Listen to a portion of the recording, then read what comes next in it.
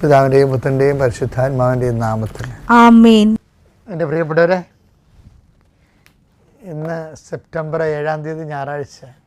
നമുക്ക് പ്രാർത്ഥിക്കാം. അമ്മേ പരിശുദ്ധമ്മേ, അമ്മേ പരിശുദ്ധമ്മേ, ദൈവമാതാവേ, കൃപാസനത്തിലൂടെ ഞങ്ങൾക്കും ഞങ്ങളുടെ ദേശത്തിനും അമ്മ മധ്യസ്ഥം തേടി തന്ന എല്ലാ അനുഗ്രഹങ്ങൾക്കും കൃപകൾക്കും ഞങ്ങളിപ്പോൾ ഹൃദയം നിറഞ്ഞ നന്ദി പറയുന്നു. അമ്മേ പരിശുദ്ധമ്മേ, അമ്മേ പരിശുദ്ധമ്മേ, ദൈവമാതാവേ, 2004 ഡിസംബർ 7 ഉച്ചകഴിഞ്ഞ് 2:30 കൃപാസന സംഭവിച്ച അമ്മയുടെ പ്രത്യക്ഷപ്പെടലിനെ കുറിച്ച് തിരുസഭയ്ക്ക് സമർപ്പിച്ചിരിക്കുന്ന പഠനരേഖകളുടെ സഭാത്മകമായ പഠനം ആരംഭിക്കുവാൻ ഞങ്ങൾ പ്രാർത്ഥിക്കുന്നു. അമ്മേ പരിശുദ്ധമ്മേ, അമ്മേ പരിശുദ്ധമ്മേ, ഭൂസ്വർലോകങ്ങളുടെ രാജ്ഞിയായ അങ്ങേയ്ക്ക് ഭൗമസംരക്ഷണത്തിനായി പ്രപഞ്ചപ്രകൃതിയെ തന്നെ തിരുസഭ പ്രതിഷ്ഠിക്കുവാൻ ഈ പ്രത്യക്ഷീകരണം വഴി ഇടയാക്കണമേ. പരിശുദ്ധമ്മേ, ജപമാല മാതാവേ, സകല കൃപാസനം പ്രാർത്ഥനകളോടും ചേർത്ത് ഞങ്ങളിപ്പോൾ പ്രാർത്ഥിക്കുന്ന ഈ കുടുംബത്തിന്റെ പ്രത്യേക നിയോഗം. ഇന്നത്തെ നിയോഗം പറ മക്കളെ.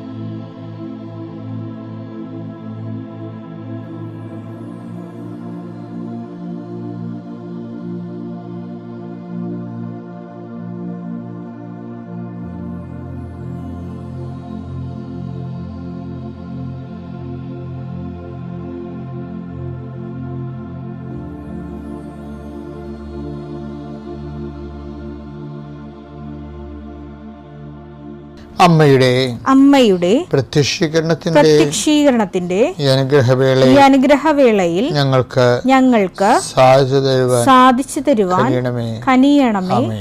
ആമേൻ. വിശ്വാസ പ്രമാണം. സർവശക്തനായ പിതാവും ആകാശത്തിന്റെയും ഭൂമിയുടെയും സൃഷ്ടാവുമായ ദൈവത്തിൽ ഞാൻ വിശ്വസിക്കുന്നു.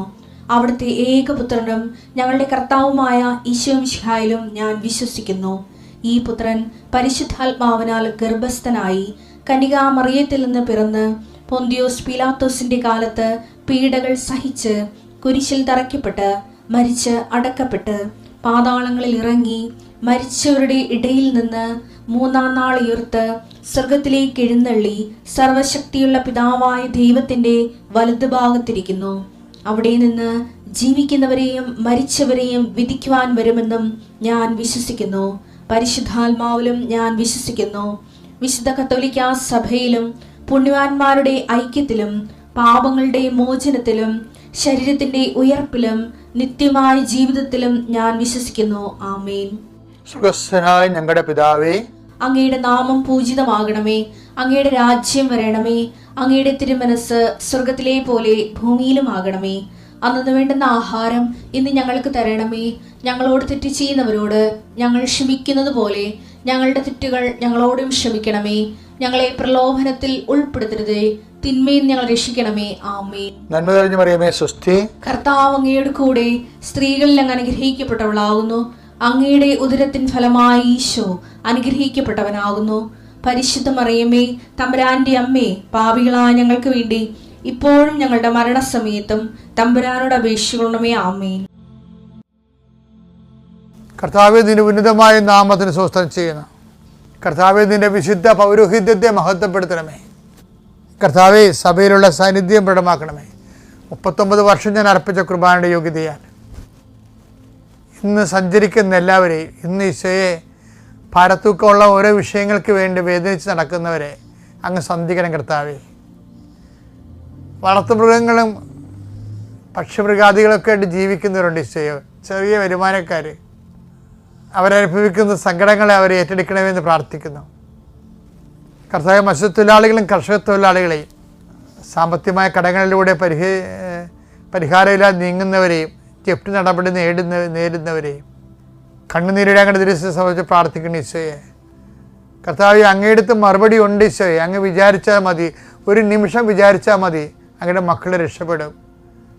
എല്ലാവരും പറയണത് ഈ ഒരു ദുരന്തത്തിൽ നിന്ന് ഞാൻ രക്ഷപ്പെട്ട, ഞാൻ ദൈവത്തെ മറക്കാതെ ജീവിച്ചോളാമെന്ന് പറയുന്നവരുണ്ട് ഈശോയെ. അത് കേൾക്കണമേ എന്ന് പ്രാർത്ഥിക്കുന്നു. ഭവനരഹിതരെ സംബന്ധിച്ച് പ്രാർത്ഥിക്കുന്നു. കുടുംബത്തിൽ സമാധാനം ഇല്ലാത്ത സംബന്ധിച്ച് പ്രാർത്ഥിക്കുന്നു ഈശോയെ. പല മക്കളും ജോലി തേടി വിദേശത്തേക്ക് പോകാൻ ഉദ്യമിക്കുന്നവരുണ്ട്. അവിടെ ആശങ്കയാൽ വിസ പുതുക്കി കിട്ടാത്തവരുണ്ട്. അവരെല്ലാം സമർപ്പിച്ചുകൊണ്ട് പ്രാർത്ഥിക്കുന്നു ഈശോയെ. വൈവാഹ തടസ്സമുള്ളവർ, കുഞ്ഞുങ്ങളില്ലാത്തവർ, ഭവനരഹിതർ, ജോലിയില്ലാത്തവർ, സാമ്പത്തിക കടങ്ങളാൽ സമാധാനമില്ലാത്ത കുടുംബങ്ങളെ ഇതെല്ലാം സന്ധിക്കാൻ വേണ്ടി യേശുവിന്റെ നാമത്തിൽ പ്രാർത്ഥിക്കുന്നു. ആമേൻ. ഞാൻ പണ്ട് നിങ്ങളോടൊരു കാര്യം പറഞ്ഞിട്ടുണ്ട്. അതായത് ദൈവത്തിൽ നമുക്കൊരു ഗുഡ് സർട്ടിഫിക്കറ്റ് വാങ്ങിക്കാനിടയായാലേ പിന്നെ എല്ലാ ഡീലിങ്സും ഈസിയാണ്. എനിക്ക് തോന്നിയിരിക്കുന്നത് ഏറ്റവും നല്ല സർട്ടിഫിക്കറ്റ് ദൈവത്തിൽ നിന്ന് വാങ്ങിച്ചത് മോസസാണ്. ഞാൻ എപ്പോഴും കൊതിക്കുന്ന ഒരു എക്സ്പീരിയൻസ് ലെവലാണ്. അതായത് ദൈവം മോസസിനെ കുറിച്ച് പറയുന്ന ഭയങ്കര പോസിറ്റീവായിട്ടൊരു കമൻ്റ് ഉണ്ട്. എന്താണെന്നറിയാമോ? അതായത് പുറപ്പാട് 33:17 എടുത്തേ. കർത്താവ് മോശയോട് പറഞ്ഞു, നീ ആവശ്യപ്പെട്ട ഈ കാര്യവും ഞാൻ ചെയ്യും. എന്തെന്നാൽ നീ എൻ്റെ പ്രീതി നേടിയിരിക്കുന്നു. നിന്നെ എനിക്ക് നന്നായി അറിയാം. ഇപ്പം ദൈവത്തിൻ്റെ പ്രീതി നേടിക്കഴിയുമ്പോൾ ഓരോരോ നമുക്ക് നമ്മുടെ ജീവിതത്തിൽ നടക്കുന്ന ഓരോരോ കാലാവസ്ഥാ ഭേദങ്ങൾ, ഞാൻ ഇടയ്ക്ക് നിങ്ങളോട് പറയാറുണ്ട് കാലാവസ്ഥാ ഭേദങ്ങൾ. ഈ കാലാവസ്ഥാ ഭേദങ്ങളിൽ നമ്മൾ കൈവരിക്കുന്ന നിലപാടുകൾ, അതെല്ലാം ചില സമയത്ത് നമ്മൾ തോറ്റുപോകും. ചിലപ്പോൾ നമ്മുടെ വിശ്വാസം തന്നെ നമ്മൾ തന്നെ ചോദ്യം ചെയ്യും. എന്നിട്ടും നമ്മൾ വിശ്വാസത്തിൽ അതിൻ്റെ റിട്ടേൺസ് ഒന്നും ഇല്ലെങ്കിലും ആ വിശ്വാസത്തിൽ തന്നെ നമ്മൾ നിലനിൽക്കും. അങ്ങനെ നിലനിന്ന ഒരാളാണ് മോസസ്. അഹറോനും പോയി, എല്ലാവരും പോയി. അപ്പോഴും മോസസ്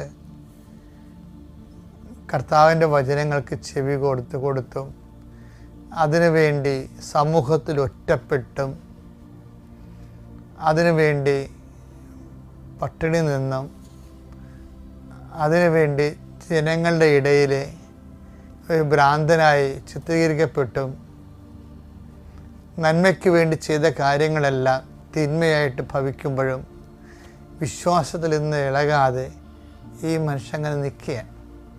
അപ്പം അങ്ങനെ കുറേ അനുഭവങ്ങളായപ്പോൾ ദൈവം അവസാനം പറയണതാണ്, എനിക്ക് നിന്നെ നന്നായി അറിയാം, അതുകൊണ്ട് നീ പറയുന്ന ഈ കാര്യവും ഞാൻ നിനക്ക് വേണ്ടി ചെയ്തു തരുമെന്ന്.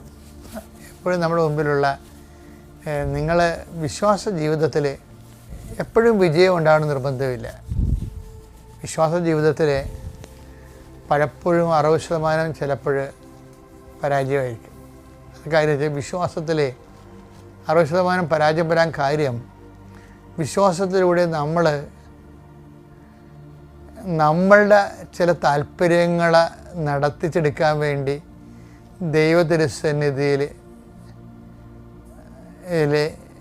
വ്യാപരിക്കണ കാണാം. അങ്ങനെയുള്ള ഉദ്യമങ്ങളൊക്കെ ദൈവത്തിന് അഡ്രസ്സ് ചെയ്യാൻ പറ്റാത്തത് കൊണ്ട് അത് മിക്കവാറും പരാജയമായിരിക്കും. പിന്നെ തന്നെയല്ല, ചില കാര്യങ്ങൾ നിങ്ങൾ ചോദിക്കുന്നത് എന്താണെന്ന് നിങ്ങൾക്ക് തന്നെ അറിയില്ല എന്ന് പറഞ്ഞില്ലേ? മത്തായി 20:22. യേശു മറുപടി നൽകി, നിങ്ങൾ ചോദിക്കുന്നത് എന്താണെന്ന് നിങ്ങൾ അറിയുന്നില്ല. ഇങ്ങനെ ചില സമയത്ത് പ്രാർത്ഥനയ്ക്ക് ഉത്തരം കിട്ടാതിരിക്കാനുള്ള സാധ്യതയുണ്ട്. കാര്യം ചോദിച്ചതിൻ്റെ നമുക്ക് തരികയാണെങ്കിൽ അതിൻ്റെ റിപ്രക്കഷൻസും സൈഡ് എഫക്ട്സും പാർശ്വഫലങ്ങളും കൊണ്ട് നമ്മൾ തന്നെ വലയും. ഇപ്പം അതറിയാൻ പറ്റാതെ നമ്മൾ ചിലത് അപ്പോഴത്തെ സാഹചര്യത്തിൻ്റെ സമ്മർദ്ദം കൊണ്ട് നമ്മൾ ചോദിച്ചു പോകും. പക്ഷേ അതായിരിക്കത്തില്ല ദൈവ പദ്ധതി നമുക്ക് ഗുണകരമായി മാറുന്നത്. ഇങ്ങനെയുള്ള വിഷയങ്ങൾ വരുമ്പോൾ എനിക്കാണത് ചില കാര്യങ്ങൾ ദൈവത്തിൽ നിന്ന് കിട്ടുന്നില്ലെന്ന് പറയുമ്പോൾ അത് താമസിക്കുമെന്ന് പറയും. ഒരു കാരണവശാലും പ്രാർത്ഥനയ്ക്ക് മാന്യം ഉണ്ടാക്കരുത്. പല അണ്ണന്മാരും ദൈവം ചിലപ്പോൾ നമ്മുടെ കസര കളിക്ക് ചില ആൾക്കാർ ഒരു മണിയടിച്ച് കഴിയുമ്പോൾ ചിലർ ഔട്ടാകത്തില്ലേ, അതുപോലെ തന്നെയാണ് നമ്മുടെ ജീവിതത്തിൽ ഓരോ പ്രശ്നങ്ങൾ ഉണ്ടായി കഴിയുമ്പോൾ നമ്മൾ ദൈവത്തിൻ്റെ സന്നിധിയിൽ നിന്ന് ഔട്ടാകും. അതെങ്ങനെ ഔട്ടാകണമെന്ന് വെച്ച് കഴിഞ്ഞാൽ നമ്മൾ ചില കാര്യങ്ങൾ ഇപ്പോൾ അഡ്മിഷൻ കിട്ടിയില്ല, അല്ലെങ്കിൽ ആ ഇൻ്റർവ്യൂ പരാജയപ്പെട്ടു, അല്ലെങ്കിൽ മാർക്ക് കുറഞ്ഞു പോയി, ഞാൻ കുറേ പ്രാർത്ഥിച്ചതാണ് എന്നിട്ട് മാർക്ക് തന്നില്ല എന്ന് പറഞ്ഞുകൊണ്ട് ഒരു 100 പേര് പ്രാർത്ഥിച്ചാൽ 100 പേർക്ക് മാർക്ക് കുറഞ്ഞു പോയെന്ന് വിചാരിച്ചോ, അതിൽ 90 പേരും ദൈവസന്നിധിയിൽ നിന്ന് പോകും. ശരിക്കും പറഞ്ഞാൽ അങ്ങനെയുള്ള ജലദോഷ പനിക്കാർ പോകാൻ വേണ്ടി തന്നെയായിരിക്കും ചിലപ്പോൾ ഈശോ അത് പറയാം. അതാണ് പ്രലോഭനങ്ങൾ ഉണ്ടാവേണ്ടതാണെന്ന് പറയുന്നില്ലേ, മത്തായി 18:7. പ്രലോഭനങ്ങൾ നിമിത്തം ലോകത്തിന് ദുരിതം. പ്രലോഭനങ്ങൾ ഉണ്ടാകേണ്ടതാണ് എന്നാൽ പ്രലോഭന ഹേതുവാകുന്നവന് ദുരിതം. അതന്നെ. ഇപ്പം പ്രലോഭനങ്ങൾ ഉണ്ടാകണേ എന്തിനാണെന്നറിയാമോ? ഞാൻ സംസാരിച്ചില്ല, കസേര കളി ഒരാൾ തിരിഞ്ഞു നിന്ന് ഇങ്ങനെ മണിയടിച്ചുകൊണ്ടിരിക്കും. അവസാനം ഒരു കസേരക്ക് 2 പേരാണ് ഓടുന്നത്. മണിയടി നിൽക്കുമ്പോൾ ഒരാൾ കസേര കിട്ടും, ഒരാൾ പുറത്താകും. അങ്ങനെ പുറത്താകുമ്പോൾ ആ പുറത്താകുന്ന ആൾ അവർ വിശ്വാസിയാണെങ്കിൽ ചില സമയത്ത് ആ പുറത്താകുന്നത് കൊണ്ട് ചിലപ്പോൾ ദൈവത്തിൽ നിന്ന് അകന്നു പോകും. അങ്ങനെ ഒരു വിഷയത്തിൻ്റെ പേരിൽ ദൈവത്തിൽ നിന്ന് അകന്നു പോകണവനാണെങ്കിൽ അകന്നു പോകേണ്ട തന്നെ ചെയ്യണമെന്നുള്ളതാണ് ദൈവത്തിൻ്റെ നിലപാട്. അതുകൊണ്ടാണ് പറയുന്നത് പ്രലോഭനങ്ങൾ ഉണ്ടാവേണ്ടതാണെന്ന് പറഞ്ഞത്. ഇങ്ങനെയുള്ള അലപരാധി വിശ്വാസികളില്ലേ, ഇവരെ ഗെറ്റ് ഔട്ട് അടിക്കാൻ, ഫിൽട്ടർ ചെയ്യാൻ നല്ല കാര്യമാണ് പ്രലോഭനങ്ങൾ എന്ന് പറയുന്നത്.